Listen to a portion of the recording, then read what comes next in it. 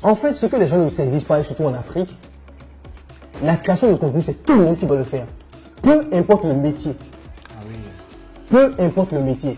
Si tu es photographe, tu dois avoir... Un photographe doit obligatoirement avoir un compte Instagram, un compte TikTok, une page Facebook. C'est obligatoire. Si tu ne le fais pas, tu laisses de l'argent sur la table. C'est systématique. Un coiffeur doit avoir un compte Instagram, un compte, même une chaîne YouTube pour montrer aux gens comment il coiffe les gens. En fait, un médecin doit avoir un compte Instagram pour montrer les opérations qu'il effectue, comment il arrive à transformer, à changer la vie des gens. C'est irrémédiable pour tout le monde. C'est irrémédiable pour tout le monde. Et les gens ne savent pas combien de clients ils perdent alors qu'ils n'ont pas de compte Instagram, ou alors qu'ils n'ont pas de compte YouTube, ou ils n'ont pas de chaîne sur TikTok. Aujourd'hui, il y a tellement de réseaux. Si tu n'aimes pas les photos, tu aimes les vidéos, va sur YouTube, va sur TikTok. Si tu n'aimes pas les vidéos, va sur Insta. Va sur Facebook pour les deux. Il y a beaucoup de chaînes de création de... Bonjour à vous et bienvenue dans cette émission efficace. Comme vous le savez, c'est notre épisode, comme d'habitude, sur les entrepreneurs qui réussissent et surtout les entrepreneurs africains qui réussissent dans leur domaine. Alors, pour ce numéro, nous avons la chance de recevoir avec nous Alain Semevoire qui s'est spécialisé dans le digital et surtout dans le e-commerce. Alain va nous expliquer un peu son parcours, comment il a réussi à générer près d'1 million d'euros de chiffre d'affaires dans son milieu et comment aujourd'hui il aide les autres entrepreneurs à pouvoir poursuivre et réussir aussi dans le domaine du digital. Je le laisserai se présenter tout à l'heure, mais en attendant, abonnez-vous, likez, partagez et on se retrouve après le jingle.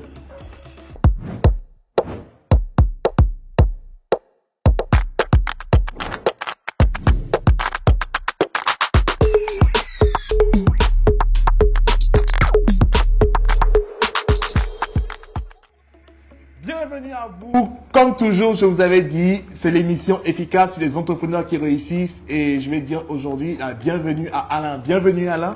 Bienvenue les filles, comment ça va? Ça va très bien chez toi? Ça va très très bien. Alors nous sommes très contents de te recevoir ici à Lomé. Ah mais moi je suis très content. Il faut dire que, souvent je le dis, que j'ai grandi un peu à Lomé, à Côte-Jovie, à Côte-Ré, Oui. chez mon grand-père. Donc chaque vacances, on venait passer 2 mois, 3 mois, jusqu'à l'âge de 12 ans à peu près. Oui. Donc je connaissais un peu la zone. Voilà, donc je suis resté un peu jusqu'à l'âge de 12-13 ans. Et après ça, je suis resté à Cotonou. C'est un Togolais, on laisse tomber quoi. Alain, je te laisse se présenter. Voilà, donc du coup, moi c'est Alain Semevoire. Je suis béninois. Et actuellement, je suis entre la France et l'Estonie.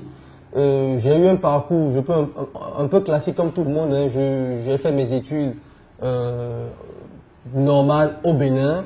Après, je suis allé en France continuer mes études en informatique. Ça, c'était en 2012. Et à partir de 2012, je dirais plutôt à partir de 2014, je suis tombé par hasard sur l'univers du business en ligne. Vraiment, c'était via un entrepreneur français qui avait fait une vidéo sur Snapchat.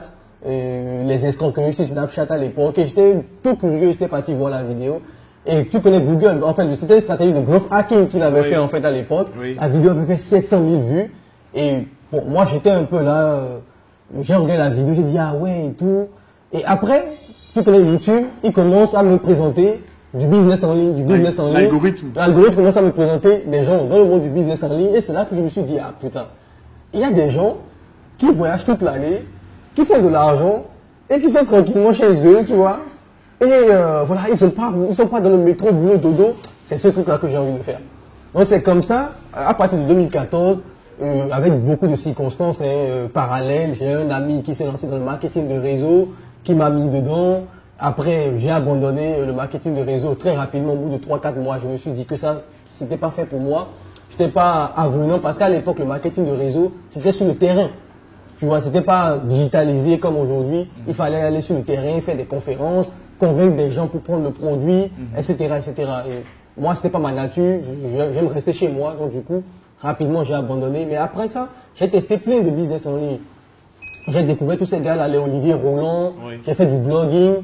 J'avais aussi un blog que j'alimentais. On a fait plus de 50 articles sur l'entrepreneuriat. Il y a plein de choses que j'ai testées, le trading aussi notamment. Et jusqu'en 2016-2017, j'ai découvert l'e-commerce, surtout le dropshipping. Et c'est là que je me suis lancé à un moment donné parce que je me suis dit, bon, il y a trop de business qui n'ont pas marché. Vas-y, focalise-toi sur un business et on verra ce que ça va donner. Wow. Donc c'est un peu comme ça que le parcours s'est fait. Depuis l'Afrique jusqu'en France, Et bon, ça n'a pas été facile non plus. On va en reparler quand même dans la vidéo. Ouais. Mais moi, ce que j'apprécie beaucoup chez toi dans l'aspect dropshipping, c'est que tu as su véhiculer une image du e-commerce et spécialement du dropshipping qui n'a pas été galvanisé, vulgarisé comme le font certains à travers du bling bling, etc. Ouais. Qu'est-ce qui explique ta démarche qui est beaucoup plus crédible en fait? En fait, c'est parce que moi j'ai trop galéré en dropshipping. J'ai mis 2 ans à peu près pour réussir. Et à l'époque, j'ai cru aussi que c'était facile. J'ai cru que dans 3 mois je serais à Dubaï, que j'aurais une Ferrari, etc. Tu vois. Donc moi aussi j'étais dans le truc, je voyais les entrepreneurs qui montraient que ça, que c'est simple, etc. Et moi je galérais. Tu vois, j'étais là, je lançais les produits, je mettais tout mon salaire d'ingénieur dedans. Tu vois, je vivais jusqu'à un moment donné même, j'ai laissé mon appart étudiant, j'ai mis mon frère dans l'appart, tu vois. Et à l'époque, tu vois, lui, bon, comme j'avais laissé l'appart, c'est lui qui payait le loyer, bon, je lui ai laissé le lit, tu vois, et moi je dormais par terre, tu vois, je me suis dit, bon, il fallait quand même que j'investissais tout l'argent, tu vois, de mon salaire d'ingénieur. Je mettais à l'époque combien? 2300 € net, tu vois. Comme si tu louais un appartement avec ça, tu n'avais plus rien à la fin du mois. Tu vois. Oui. Donc je serrais la ceinture à l'époque pour investir. Et finalement, je voyais que c'était pas si simple que ça. Que c'est un business très sérieux. C'est un business qu'on doit prendre sérieusement. Ce n'est pas juste faire des milliers d'euros par jour très rapidement. Donc, et c'est ça qui a fait que quand j'ai commencé à me lancer sur YouTube, je me suis dit non. Il faut que je dise la vérité aux gens. Il faut que je dise aux gens que ça va être chaud. Qu'ils n'iront pas à Dubaï. Je ne suis même pas encore à Dubaï, tu vois. Oui. Oui. Ils n'iront pas à Dubaï comme ça. Que ça va être extrêmement difficile parce que l'e-commerce, c'est beaucoup de compétences. Et les gens le sous-estiment. Tu vas apprendre à faire un site web. Il y a des gens, ils savaient pas qu'ils allaient apprendre à faire des sites web. Donc tu vas apprendre à faire un site web, à faire des créatifs. Tu vas apprendre Photoshop, parfois même Premiere Pro ou Camtasia ou peu importe l'outil. Oui. Tu vas apprendre à faire de la publicité sur Facebook. Facebook va te bloquer, tu iras sur Google. Google va te faire chier, tu iras sur TikTok. Donc il y a énormément de compétences qu'on développe en e-commerce en fait. Et les gens sous-estiment cela. Et souvent, beaucoup de gens vont se retrouver dedans et vont se dire, mais merde, je dois apprendre tout ça. Et pour moi, l'e-commerce, c'est le business le plus intéressant parce que ça te donne tellement de compétences. C'est ce qui fait qu'aujourd'hui, moi, je suis assez serein quand les gens disent que l'e-commerce va disparaître ou, c'est pas, le dropshipping est mort, des trucs comme ça. Moi, je suis serein. Donc, il y a énormément de compétences que tu vas développer en e-commerce et c'est pour ça que moi, personnellement, je dis que c'est le meilleur business model parce que tu vas apprendre énormément de choses, graphisme, design, montage vidéo, site web, etc. Il y a tout ça que tu vas apprendre. Aujourd'hui, on parlait aussi de SEO. Donc, tu vas aussi apprendre à faire du SEO si tu veux référencer ta boutique, etc., etc. Donc, il y a énormément de compétences. Et si les gens sont sérieux avec ça, ils peuvent développer d'autres activités parallèles parce qu'ils vont monter en compétences sur ces domaines-là. Et ce n'est pas des domaines où on va vous demander des diplômes. Moi, j'ai un diplôme en informatique. Personne ne m'a appris l'e-commerce. Je n'ai pas de diplôme d'école pour apprendre l'e-commerce. Je l'ai appris tout seul. Et aujourd'hui, c'est ça qui me nourrit. Je vois tout ce que... Et parfois, je me suis posé même la question, mais qu'est-ce que tu es parti foutre dans une école d'ingénieur à 50 000 €? Qu'est-ce que tu as... Sérieux, je me dis, mais qu'est-ce que tu es parti foutre là-bas? C'est énorme, hein? Je t'assure, tu vois. C'est énorme. J'ai travaillé dur en France, j'ai distribué le flyers dans le métro, j'ai fait tous les petits boulots possibles, caissier chez Monoprix, j'ai fait tout ça pour payer cette école-là. Je me dis, mais qu'est-ce que tu es parti foutre là-bas? Wow. Tu ne vis même pas de ça aujourd'hui. Maintenant, après, ça ne veut pas dire que l'école n'est pas importante. Non, l'école est extrêmement importante parce que moi, j'étais dans une école d'ingénieur qui était extrêmement dure. Ce qui fait qu'il fallait être discipliné, etc. Je pense que cette discipline-là, je l'ai gardée justement dans le business en ligne, en fait. J'ai gardé cette discipline qui me permet aujourd'hui de me lever comme ça, tu vois, de pouvoir travailler très très tard sans être trop fatigué, etc. Il y a des gens qui te disent que à eux, ils ne peuvent même pas, ils doivent dormir 9 heures par jour. Je dis non, moi 4 heures déjà, parfois je me couche à 1 heure du matin, parfois on s'écrit même jusqu'à 2 heures du matin. 6 heures, on est là, hein, on est déjà debout parce que t'as pas le choix. Tu vois, et les clients qui t'insultent là-bas sur la boutique. Donc voilà, tu es obligé à un moment donné d'être là, de surveiller l'activité, etc. Et voilà, comme je le disais aussi, j'aime ce que je fais, donc pour moi, c'est pas forcément un boulot. Voilà, je kiffe ce que je fais, on apporte de la valeur aux clients. Et souvent, je le dis, l'argent qu'on gagne, l'argent n'est qu'une monnaie d'échange par rapport à la valeur que vous apportez aux gens. Tu vois, vous apportez de la valeur aux gens, ils vont vous payer pour ça. Et c'est ce que nous, on aime faire. Et finalement, je kiffe bien ce que je fais. Mais combien tu arrives à générer par an, en moyenne, avec tous tes business? Aujourd'hui, avec tous les business, on a dépassé le 1 000 000 € par an. avec le business. Super. Ouais, en 2019, en 2019, où j'avais commencé à décoller, on avait fait à peu près 300-400 000. En 2020, on a fait près de 700 000 euros. Et en 2021, ça a été vraiment là où on a explosé les plafonds en 2021. Est-ce que la Covid en est pour quelque chose? Oui, la Covid nous a beaucoup. Sincèrement, moi je me rappelle, c'était un peu cynique. Mais on voulait les confinements. Hein. Mais on voulait, à chaque fois, on voulait la première vague, la deuxième vague. On disait, confinez les gars, parce que... le malheur des uns, le bonheur des autres. Exactement, je suis désolé, mais voilà. Le malheur des uns fait le bonheur des autres. Et la Covid a beaucoup boosté le business en ligne. Beaucoup boosté l'e-commerce. Et justement, les gens ont commencé de plus en plus à acheter en ligne. Et aujourd'hui, surtout en Europe, hein, aujourd'hui, le télétravail est devenu obligatoire, 2 à 3 jours par semaine, chez à peu près toutes les entreprises, etc. Donc, les gens sont habitués aujourd'hui à acheter en ligne.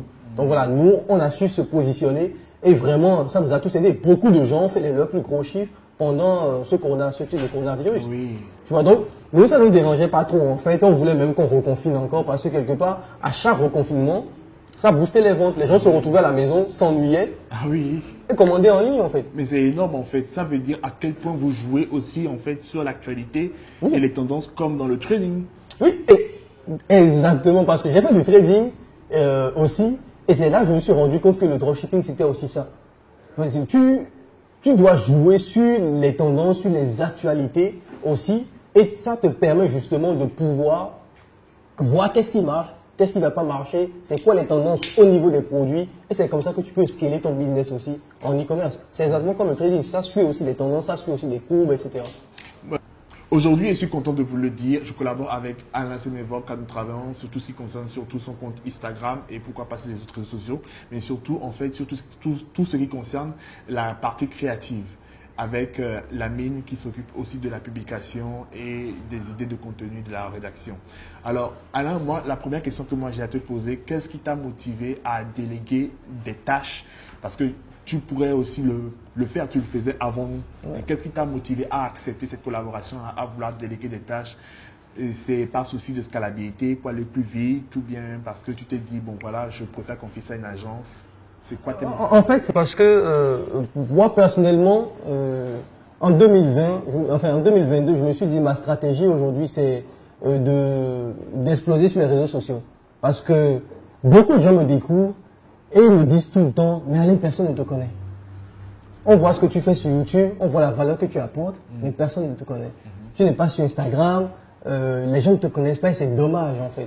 Et à chaque fois, depuis 2020, je me disais que okay, j'allais faire des trucs, mais je voyais que bon, à un moment donné, j'étais tellement focalisé sur YouTube et sur mes boutiques que je ne regardais pas forcément les autres réseaux sociaux, tu vois. Et du coup, je me suis dit, bon, 2022, il faut vraiment que j'améliore ma présence sur les réseaux sociaux. Et c'est pas le plus grand des hasards que toi aussi tu m'as proposé. On est rentré en contact et tu me disais, ah, ton Instagram, je pense qu'il y a quelque chose à faire sur ton Insta. Ouais. Je pense qu'on peut l'améliorer. Je pense qu'il y a un truc à faire dessus. Et c'est là que je me suis dit, bon, ok, pourquoi pas. Et en plus, quand j'ai vu ton Instagram à toi, où j'ai vu des carousels, c'est propre, c'est épuré. Et surtout, tu apportes de la valeur. Et c'est ce que moi je voulais parce que, quelque part, je me suis dit que poster des photos tout le temps sur Insta, c'est bien, mais c'est beaucoup plus ceux qui ont déjà ce côté un peu extrêmement extraverti, qui peuvent parler d'eux, qui peuvent faire des photos lifestyle, etc. C'était beaucoup pour eux. Et moi, je ne me retrouvais pas forcément dans cette personnalité-là. Et je me suis dit, donc, si je ne peux pas être dans cette personnalité, je préfère apporter de la valeur et avoir une personnalité, en fait, avoir un branding d'expert. C'est moi ma stratégie aujourd'hui. C'est que quand on vient sur mon Insta, quand on vient sur ma page Facebook ou YouTube, il y a un branding d'expert. C'est ça vraiment la stratégie aujourd'hui que je mets en place sur Insta. Quand on vient sur ma page, c'est propre, c'est épuré, il y a un branding qui est derrière, il y a de la valeur, quelques photos, il n'y a pas de problème, quelques photos, mais il y a beaucoup de valeur qui est délivrée sur le compte Instagram. Et quand j'ai vu ce que tu faisais avec tes différents comptes Insta de Gomo Digital et aussi d'Efficacement, je me suis dit, il y a quelque chose à faire et je préfère travailler justement avec toi sur ça parce que tu es l'expert, tu le fais déjà, ça marche, tu le fais avec d'autres entreprises, etc. Je me suis dit, bon, pourquoi ne pas le confier? La deuxième raison aussi, je dirais, c'est parce que déjà, c'est un frère qui me propose quelque chose. Tu vois, il y a très peu, il y a beaucoup de gens qui me contactent pour me proposer des choses, justement, tu vois. Et ils veulent m'aider sur plein de trucs et tout. Mais quelque part, ils n'ont pas encore fait eux-mêmes. Tu vois, ils sont peut-être des débutants. Et je comprends, c'est une très bonne stratégie, tu vois. Quand on est débutant, de contacter des gens, on va les aider gratuitement ou essayer, peu importe le truc. Mais quelque part, je voulais déjà, surtout dans cette stratégie réseaux sociaux, je voulais déjà des gens expérimentés, des experts dans le domaine. Et en plus, quelque part, la personne est en Afrique, elle a l'expertise. Moi, je suis extrêmement content de travailler avec quelqu'un qui est au pays, qui a l'expertise, qui n'a rien à envier à des agences qui sont en Europe. Pourquoi choisir? Il y a beaucoup de gens qui viennent qui me disent, Alain, on est venu vers toi parce qu'à compétence égale, je choisis un frère.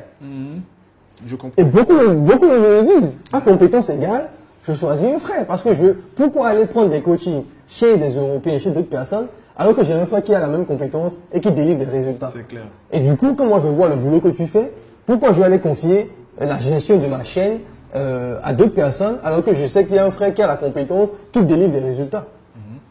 Tu vois, donc c'est aussi ça en fait. Moi je me dis surtout, ce qui est intéressant avec toi, c'est que tu as su cibler en fait ta clientèle par rapport au coaching, surtout sur les afros. Oui. Et je crois que tu as une majorité d'afros qui te suivent beaucoup plus aujourd'hui. En fait, effectivement, en fait, c'est quand moi j'ai lancé ma chaîne YouTube, je ne visais pas forcément une niche donnée. Je me suis dit, c'est e-commerce, tout le monde va s'intéresser, je vais rester assez large dessus, je ne vais pas forcément viser une communauté, etc. Mais la réalité, c'est que ceux qui m'entendent, qui m'écoutent, ils voient mon accent, se disent, ah, lui, il est du bled. Et ils se reconnaissent. Et ils se reconnaissent. Donc, il y a une identification. Voilà. Les gens arrivent à s'identifier plus facilement. C'est ça. Voilà, parce qu'ils se disent, c'est un frère, il a un accent et tout. Lui, en plus, c'est le là, c'est le Togolais ou Béninois. Tu vois, ils hésitent un peu. Donc, ils me disent, il est un Togolais ou Béninois, celui-là, avec le nom là. Ok. Donc, il y a cette identification. Et pendant longtemps, je me suis dit, faut rester quand même neutre. Mais après, j'ai compris que le marketing, c'est la discrimination. Okay. Quand tu fais du marketing et que tu vois ton audience, tu vois les gens qui prennent l'information. Comment on voit les gens qui prennent l'information? Je disais, c'est les blédards. Ah oui. Parce qu'il y a 50% qui sont en Europe, 50% qui sont en Afrique. Tu vois? Et ceux qui sont en Europe, c'est les blédards. Quand je dis blédards, c'est quoi? C'est la diaspora. Et toutes les diasporas. C'est-à-dire que même quand un blanc prend ma formation, ce n'est jamais un français. C'est souvent un polonais ou un roumain. Ah qui ne sait même pas bien parler français. Ah ouais? Et c'est ce qui m'a étonné. En fait, je n'attire que des gens qui sont des étrangers. Non. Je t'assure. Que ce soit les Marocains. Même quand je prends des Marocains, ce sont des Marocains comme moi. C'est-à-dire qui sont venus faire des études en France, qui sont restés. Ils ont tous un accent. Et j'ai vu que c'est ça ma niche en fait. C'est les gens qui m'écoutent. C'est les gens qui arrivent à s'identifier parce qu'ils se disent, ah, moi si j'ai quitté l'Afrique, j'ai quitté le Maroc, j'ai quitté la Pologne, j'ai quitté mon pays, je suis venu en France comme lui. Donc, même quand ils sont blancs, il y a cette identification du fait de l'histoire que moi-même je porte en fait. Tu vois? Et c'est ça qui m'a beaucoup été impressionné. Tu vois, j'ai des gens qui sont d'origine russe. Par exemple, même l'agence, tu as vu la fille, elle est d'origine russe, elle parle pas bien français. Donc c'est une blédard aussi quelque part, on va dire, tu vois. Donc c'est toujours ce type de gens qui sont attirés par mon contenu. Et finalement, je me suis dit, bah, il faut que je me concentre sur cette niche-là parce que c'est les gens qui répondent, qui s'identifient à moi. Tu vois? Voilà, mais 90% des gens qui sont sur ma chaîne, c'est les afros, c'est les noirs. Après, je dirais à peu près, j'ai 8% d'arabes et à peu près 2% de blancs, d'européens, de toutes les nationalités, hein, que ce soit roumains, polonais, d'autres pays européens, espagnols, etc., portugais, etc., ou russes même. Voilà, c'est beaucoup plus cette audience-là. Mais l'audience africaine est vraiment la plus grande. On a même des gens au Japon, en Corée du Sud. Vraiment, les Africains sont partis. On a une thématique très importante sur Gombo Digital, c'est surtout de parler de la création de contenu. Est-ce que tu as un message à apporter à ces nouveaux créateurs de contenu ou à ces jeunes désireux de créer du contenu sans adversité? Je sais que c'est impossible d'ailleurs parce que dans la création de contenu, il y a toujours des problèmes et tout ça, et il faut toujours se confronter à des difficultés. Mais qu'est-ce que tu peux donner comme conseil ou bien comme astuce à tous ceux-là qui veulent créer du contenu tu sais, en 2019, j'avais fait ma première conférence, c'était chez une amie pakistanaise. C'était une amie pakistanaise qui m'avait invité parce que sa famille a une chaîne de prêt-à-porter en France et tout. Et il m'avait invité pour que je leur parle un peu plus du digital, comment ils allaient passer sur l'e-commerce. Et j'avais fait une petite conférence chez eux à la maison. Il y avait toute la famille, tous les Pakistanais, c'est toute la famille qui vit ensemble. Ils ont ce côté très famille et tout. Et cette conférence que j'avais faite, je leur parlais de la création du contenu. par rapport à ce que moi j'avais vu en Chine, en fait, à l'époque. En fait, ce que les gens ne saisissent pas, et surtout en Afrique, la création de contenu, c'est tout le monde qui doit le faire. Peu importe le métier. Ah oui. Peu importe le métier. Si tu es photographe, tu dois avoir, un photographe doit obligatoirement avoir un compte Instagram, un compte TikTok, une page Facebook. C'est obligatoire. Si tu ne le fais pas, tu laisses de l'argent sur la table. C'est systématique. Un coiffeur doit avoir un compte Instagram, un compte, même une chaîne YouTube pour montrer aux gens comment il coiffe les gens. En fait, un médecin doit avoir un compte Instagram pour montrer les opérations qu'il effectue, comment il arrive à transformer, à changer la vie des gens. C'est irrémédiable pour tout le monde. C'est irrémédiable pour tout le monde. Et les gens ne savent pas combien de clients ils perdent alors qu'ils n'ont pas de compte Instagram, ou alors qu'ils n'ont pas de compte YouTube, ou ils n'ont pas de chaîne sur TikTok. Aujourd'hui, il y a tellement de réseaux. Si tu n'aimes pas les photos, tu aimes les vidéos, va sur YouTube, va sur TikTok. Si tu n'aimes pas les vidéos, va sur Insta. Va sur Facebook pour les deux. Il y a beaucoup de chaînes de création de contenu. Il y a un avocat qui a 6 millions d'abonnés sur TikTok. C'est un avocat. Et il te parle des lois, comment éviter telle chose, comment divorcer, ne pas payer ta fortune, etc., etc. Et il donne des astuces d'une minute. Oui. Et là, tu imagines le nombre de clients sur 6 millions d'abonnés, même s'il a 0,01 taux de conversion. Ben oui. C'est énormément d'argent. Donc la création de contenu aujourd'hui est indispensable, c'est obligatoire. Tu vois, c'est obligatoire, peu importe le domaine dans lequel vous êtes, vous devez créer du contenu. Il y a un restaurant africain qui est à Paris, qui est un bon restaurant africain, c'est pas fou. Je suis allé là-bas, c'est petit, c'est extrêmement, t'es pas à l'aise quand tu manges, etc. Mais quand Kanye West est venu, il est allé là-bas. Ah ouais? Quand Beyoncé est venu, elle est allée là-bas. À cause du contenu? Parce que ce mec a 400 000 abonnés à l'époque. Il avait 200, à l'époque, en 2000, la dernière fois que j'ai vu son compte Instagram, il avait 200-300 000 abonnés sur Insta. Ah ouais. Et il faisait quoi? C'est un chef, c'est un Africain, c'est un Africain. Il présentait les meilleurs Africains sur Instagram. Et à cause de ça, toutes les stars américaines noires qui tombent sur Paris et veulent aller manger africain vont chez lui. Pourtant, c'est pas le plus beau restaurant africain. C'est pas le plus fou. La bouffe n'est pas, c'est pas la bouffe africaine la plus folle que moi j'ai mangée en France. Mais, parce qu'il crée du contenu, on a l'impression que c'est l'expert qui a le meilleur restaurant africain en France. Et tous les artistes américains, toutes les stars, les personnalités, les ministres, les trucs comme ça, quand ils veulent aller manger, même à l'Élysée, quand on veut inviter une soirée africaine, blablabla, c'est lui qu'on appelle. Pourquoi? Pas parce qu'il a le réseau. Pas parce qu'il est le meilleur cuisinier africain en France. Non. Parce qu'il crée du contenu. Et il vous médiatise en même temps. Et il vous médiatise en même temps. Et c'est extrêmement important. Comme moi je vois même, je te dis, même n'importe quel métier, même un vendeur dans la rue, je t'assure, même un vendeur dans la rue, il peut créer du contenu sur son métier, sur ce qu'il fait, comment c'est difficile, comment il a trouvé telle astuce. Ah, je vends des arachides, et finalement je me suis dit que, si j'utilise cette stratégie, là, on va voir ce que ça va donner, etc. Tu vois, moi j'ai vu des gens au Cameroun qui vendaient des arachides, ils étaient en costard cravate et tout. Tu vois, il faisait, tu vois, il prenait son métier au sérieux, il met ça, tu vois, il met son truc sur la tête, il était en costard cravate, tout le monde rigolait un peu, mais il a fait le buzz. Et je me suis dit, mais mec, crée un compte. Profite de ce buzz-là, les gens ont lancé sur toi, crée un compte TikTok et commence à publier ton contenu, ton quotidien. J'ai vu aussi au Cameroun un gars qui fait des réparations de téléphone et il te montre comment dévoler l'iPhone quand c'est gâté, ou bien quand c'est perdu, quand les gens ont volé. Il te montre des petites astuces, alors que c'est juste un réparateur de téléphone. Et il crée son contenu. Et il crée son contenu. Et quand je lis les commentaires, j'imagine le nombre de personnes qui doivent lui envoyer des messages en inbox pour qu'il répare leur téléphone perdu, je ne sais pas quoi, leur téléphone, retrouver leur téléphone perdu, blablabla. En fait, toutes les stratégies qu'il présente. Et à l'époque, quand je te parlais de la conférence chez mon amie pakistanaise, moi, j'étais parti en Chine et j'ai vu ce qu'on appelle le direct to consumer. C'est le modèle d'e-commerce aujourd'hui en Chine où on a supprimé les intermédiaires. Je pense que je ferai toute une vidéo sur ça. Où les gens qui sont, les agriculteurs, ont des chaînes TikTok. Je vais vous te montrer sur mon téléphone. Il y a des gens, parce qu'on est sur des projets d'escargots, et sur les voies des gens qui font des vidéos sur les escargots en Chine. Comment les élever. Et les gars font des lives pour vendre en direct les produits issus de leur plantation. Donc ils n'attendent plus qu'ils doivent trouver un trader qui viendra négocier, acheter, passer. Non. Direct to consumer. Direct to consumer. Tu vois?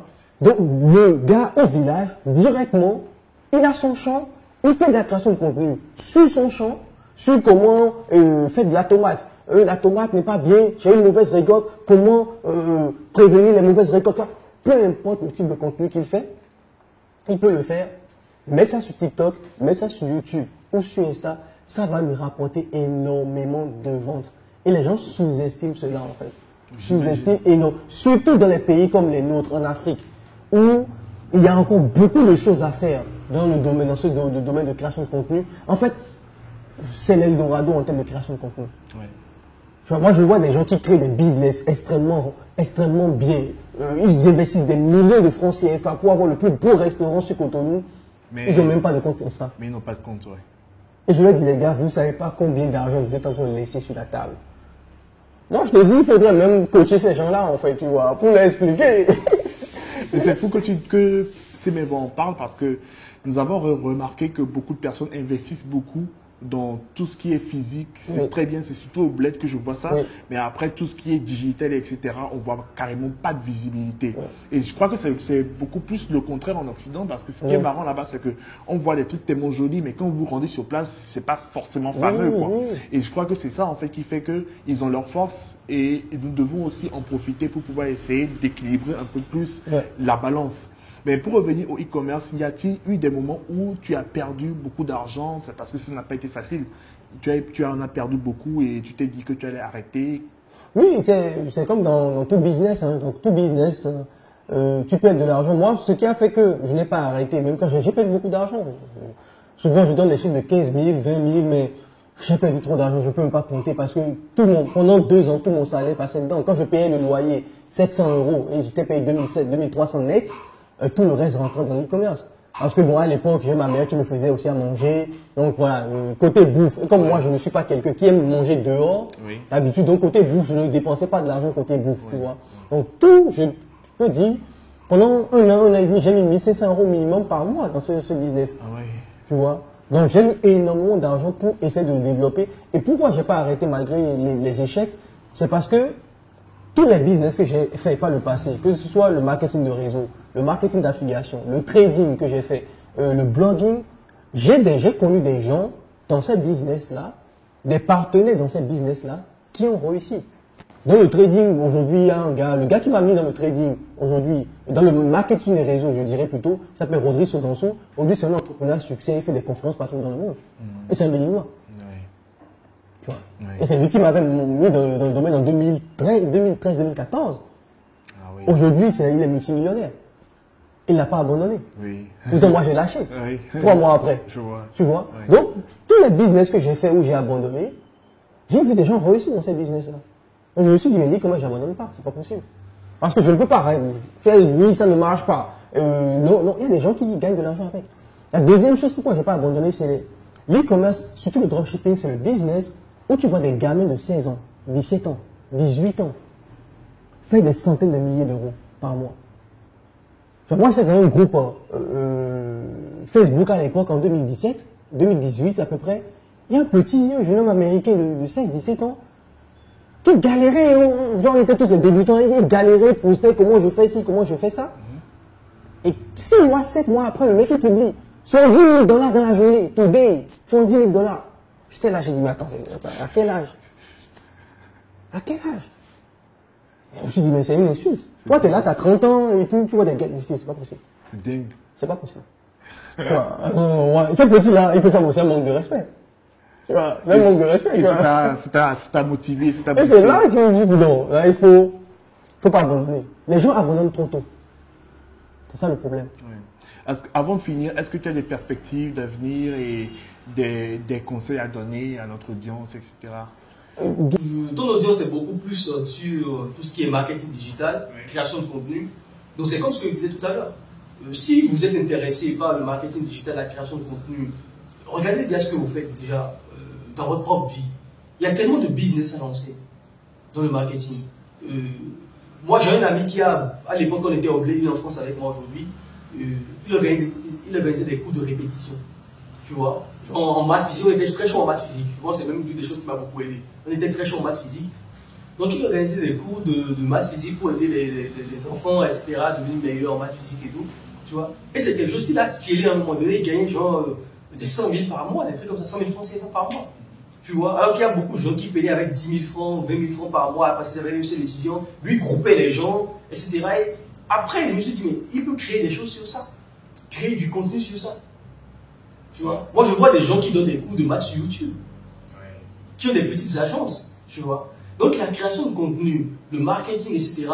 Souvent quand on dit c'est bon là, on a l'impression que c'est américain, c'est compliqué, c'est trop dur. Il y a plein de gens qui ont des compétences, surtout en Afrique, les gens qui sont hyper diplômés. Nous on a fait une annonce pour recruter des stagiaires, on a eu le nombre de personnes qui avaient des doctorats qui cherchaient des boulots de 30 000 francs CFA par mois. C'est trop, les gens ont tellement de compétences ici au pays. Et finalement ils vont faire des boulots de merde.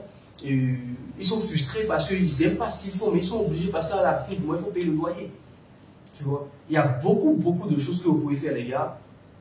Dans la création de contenu, dans le marketing digital, il y a énormément de compétences. Il faut juste être prêt à se mettre à la tâche. Il faut juste être prêt à travailler, à voir quelle niche vous allez aborder. Je pense que si vous êtes sur cette chaîne, vous êtes là pour ça. On peut avoir des idées sur la création de contenu, sur le marketing digital, etc. Et surtout pour ceux qui sont en Afrique, sincèrement, il y a tellement de choses à faire. Il y a tellement de niches différentes. Ça peut être les coachs. Aujourd'hui, il n'y a même pas beaucoup de coachs africains qui sont sur YouTube. Alors que tu as vu, les coachs français, ils ont des 100 000 abonnés, 200 000 abonnés, et ils apprennent aux gens à faire de la musculation. Je pense aussi qu'on a cette mentalité en Afrique où on pense que si on dit ce qu'on fait, on va perdre des clients. Il y a cette mentalité un peu. Oui. Les gens cachent souvent. Ce qui est faux. Hein. Ce qui est très faux, d'ailleurs. Parce que tu dis, ah, moi j'ai le business, je ne vais pas le dire. Oui. Je vais le cacher. Et c'est un vrai problème en Afrique, nécessairement. Il y a même des parents qui cachent à leurs enfants c'est quoi leur vrai métier. Ils ne le disent pas à leurs enfants. C'est quoi leur vrai métier? Comment ils gagnent de l'argent? Tu vois? Moi, j'ai des connaissances, des gens qui sont multimillionnaires au pays, dont les enfants qui meurent et dont les enfants ne peuvent pas reprendre le business de papa. Non, parce qu'ils n'y comprennent rien. Ah ouais. Donc, ce que papa faisait. Et papa aussi l'a tout mystifié. Donc souvent, on a cette mentalité un peu en Afrique où on mystifie tout. Au lieu d'expliquer aux gens, voici comment le business marche, on est là, dit non, il faut juste prier, Dieu va te donner. Alors que, non, alors qu'il y a des étapes pour que le business marche. Tu demandes à une vendeuse dans la rue comment tu fais, dis, oh, tu sais, on ne le vend même pas, hein. On ne le vend même pas, on ne vend rien. Pourtant, la boutique est là depuis 10 ans. Vous générez comment alors? Vous générez comment de l'argent? Tu vois? Donc, je pense que c'est extrêmement contre-productif parce que les gens cachent beaucoup ce qu'ils font. Ils pensent qu'en le disant, ils vont plus gagner de l'argent, ils auront des concurrents, alors que c'est faux. Ces gens-là viennent même te demander des conseils pour que tu les aides. Parce que tu connais plus qu'eux. Et moi, je le vois aujourd'hui, je coach des gens. Beaucoup de gens me disent, mais pourquoi tu n'as pas peur? On va te tuer au pays. Non. Moi, je rentre au pays, il y a des gens qui viennent me voir, ils sont très contents de me voir. Ils sont très contents que je leur enseigne des choses. Ils ne sont pas là à vouloir me tuer. Tu vois. Oui. Donc voilà, je pense qu'il y a aussi toute cette peur. Il y a un travail de mentalité qu'il faut changer. Il y a un travail de mindset à faire, surtout au niveau des Africains, parce que voilà, on se fait dépasser par tous les pays du monde. Et les pays qui sont pauvres, l'Indonésie, Thaïlande, tous ces pays-là aujourd'hui sont en top 1 parce qu'ils ont profité du digital, du freelancing, de plein de choses. Ils apportent de la valeur. Et je crois que le freelancing, c'est un truc que tu encourages beaucoup aujourd'hui. Oui, beaucoup. À travers des sites comme Fiverr, comme Upwork, 5euros.com. Et il y a beaucoup de personnes, je crois qu'il y a une grosse communauté béninoise quand même sur énormément sur ces plateformes. Upwork, et 5 euros, énormément. Et c'est le moment de rappeler aussi, je crois que les Ivoiriens aussi, ils sont vraiment en nombre. Et les Togolais commencent à venir, les Sénégalais, les Camerounais, je crois que ça commence à venir vraiment à grands pas. Et il y a un truc aussi que tu m'as dit qui m'a marqué, c'est le fait que l'honnêteté est le travail d'avenir en Afrique. Tu vas en faire une vidéo. Effectivement. Je pense que je ferai une vidéo pour en parler en détail. On parlait de business à l'ancienne Afrique et je disais que le business à l'ancienne Afrique, c'est l'honnêteté. Si vous êtes honnête, vous allez gagner de l'argent en Afrique. Parce que beaucoup de gens sous-estiment la puissance de l'honnêteté en fait. Beaucoup de gens ont des parents en Europe dont les parents ont des besoins. Ils veulent peut-être investir, mais ils n'ont personne. Ils remettent de l'argent à leur famille, on bouffe l'argent. On les escroque. Ils remettent de l'argent à des agents, on bouffe leur argent. Vous pouvez vous présenter comme tiers de confiance. On vous envoie l'argent, vous faites un truc détaillé. Vous expliquez. Et vous allez voir si vous n'avez pas gagné de l'argent. Il y a beaucoup de personnes qui sont là, disent qu'ils sont au chômage, ils ne gagnent pas de l'argent et tout. Je dis, mais sois honnête. Que quelqu'un J'ai mon mentor qui dit, la seule façon de connaître les êtres humains, c'est pas l'argent. Donne-lui de l'argent, on verra s'il va en faire. S'il va fuir ou pas. Tout le reste, c'est bavardage. Il y a beaucoup de gens qui te disent, je suis honnête, ne t'inquiète pas. Non. Donne-lui de l'argent, on verra comment il va l'utiliser. Prête-lui de l'argent, on verra s'il ne va pas fuir. Moi, le nombre de personnes qui m'ont pris de l'argent, même au pays, sur des choses, et après tu les appelles, ils ne décrochent plus. Pourtant, des amis, des vrais amis, des amis d'enfance, des gens avec qui j'ai grandi, on a fait l'internat ensemble, on était des potes, on a passé 7 ans ensemble à dormir sur le même lit à l'internat. C'est un problème. Et puis des histoires de 1 million de francs CFA, ils disparaissent. Moi, ça me fait rigoler. L'argent qui va bouffer, c'est parti. C'est l'argent de la confiance en fait. C'est l'argent qu'il aurait pu gagner en confiance, en crédit. Il aurait pu gagner plus. Il y a beaucoup plus d'argent à gagner en étant honnête, qu'en étant malhonnête. Toujours. Ouais. Parce que les gens vont vous faire confiance. Il y a une grosse crise de confiance en Afrique. Personne ne fait confiance à personne en Afrique. Personne ne fait confiance à personne. Wow. Pourtant, la diaspora a besoin d'énormément de tiers de confiance, comme les autres pays. Comme les autres pays. Il y a des villes en Chine construites par les Chinois de l'étranger. Je ne te parle pas de maisons, de villes entières. On te dit détenues par la diaspora chinoise des États-Unis, de France, de ci, de ça. Parce qu'ils savent qu'ils ont des gens de confiance sur le terrain. Vous pouvez monter une entreprise, ils ont parlé de Guidibi, sur la vente des terrains. Oui. Vous pouvez monter une entreprise en Afrique et proposer des prestations de services aux gens qui sont en Europe. Vous allez tout le faire. Vous le faites au compte rendu détaillé. J'ai un ami qui me disait que quand il a commencé à gagner ses premiers sous au Togo, un Togolais, consultant, on en parlait tout à l'heure, Augustin, il m'a dit les premiers sous qu'il a commencé à gagner en tant qu'étudiant fauché au Togo, c'est comme ça. Il avait un frère qui était en Chine, qui avait besoin de choses, qui voulait construire une maison. Il dit que lui, il est parti là filmer seulement la maison. Il a filmé les maçons travailler. Mais le frère était content. Il avait l'impression d'être sur place. Alors que lui le faisait naturellement comme ça. Et le gars lui envoyait de l'argent. Alors que tout ce qu'il faisait, il allait juste superviser les maçons et filmer le boulot que les maçons faisaient. Donc ça permettait à son frère en Chine de voir en temps réel ce que les gars faisaient. Et ça rappelle encore énormément aux gens combien vous pouvez gagner de l'argent rien qu'avec votre téléphone portable. Et en étant honnête. En étant honnête. Donc son frère là-bas, quand il envoyait les sous, il faisait le compte rendu. Ah, tu m'as envoyé 10 000, j'ai pris 1000 francs pour faire ci, j'ai pris 200, j'ai pris ça, j'ai pris ça. Et là, le frère dit, ah, ce gars-là, il est honnête. Vas-y, je te donne 5 000 encore. Imaginez, vous avez 10 clients comme ça, 20 clients à qui que vous gérez comme ça. Tu as n'importe quoi. Au pays, on réussit, tu as n'importe quoi, tu me dis. Je fais le pays du Nord au Sud, je vais te trouver la solution. Parce que vous êtes un homme de confiance alors. Parce que vous devenez un tiers de confiance. Et pour moi, c'est le meilleur business en Afrique. C'est le meilleur, il n'y a pas autre chose. Pour quelqu'un qui est fauché, qui n'a pas de sous, il faut juste qu'il soit honnête. Qu'on ne te remette pas. Moi, ce qui m'énerve en Afrique, c'est que les gens te vendent pour des miettes. Tu vas remettre 1000 francs à un maçon, il va fuir. Pour 1000 francs. C'est même pas pour 1 milliard, pour 1000 francs. Pour des miettes en fait. Les gens sont malhonnêtes pour des miettes. C'est ça qui me fait mal parfois. Si tu veux voler, il faut bien voler même. Oui, c'est ça en fait. Il faut bien voler. Il faut voler 10 millions, 20 millions. Non, si tu voles pour 10 000 francs CFA. Pour 10 000 francs CFA. C'est dingue. C'est même pas l'argent qu'on a mis dans la voiture. L'essence de la voiture, de ça coûtait plus que ça. En fait, c'est un peu comme si tu faisais un acte, mais en fait, tu l'as fait pour rien en fait. Tu as fait pour rien. Parce que oui, j'ai perdu 1000 francs. Mais toi, tu as perdu 1 million en étant malhonnête. Tu as perdu beaucoup plus d'avantages demain. Moi, j'ai un ami d'enfance à qui je commande tout au pays. Il me fait tout. J'ai un truc en France, je l'appelle. Il est sur le terrain, il me fait un compte rendu.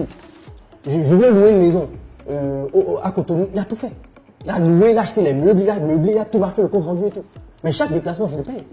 Prends 5 000, prends 10 000, ok, t'as pris combien là? Ok, prends ça. Le gars, tous les mois, il est à peu près à 50 000 chez moi. T'imagines là, 5 personnes comme ça à qui il fait ça? En plus de son boulot, il a un boulot, il est salarié et tout. Hein. Ah oui. Et il va me faire. Donc tous les mois, il sait qu'il va gagner au moins 50 000 comme ça de ma poche, que Alain lui envoie tous les mois. Parce que j'ai un Western Union, ah, j'ai pas le temps, va le retirer, etc. Waouh. Pour moi, pour des gens qui se disent, ils ne savent pas quoi lancer, et on a fouillé, on n'a pas l'argent, Les gars, soyez honnêtes et vous allez voir.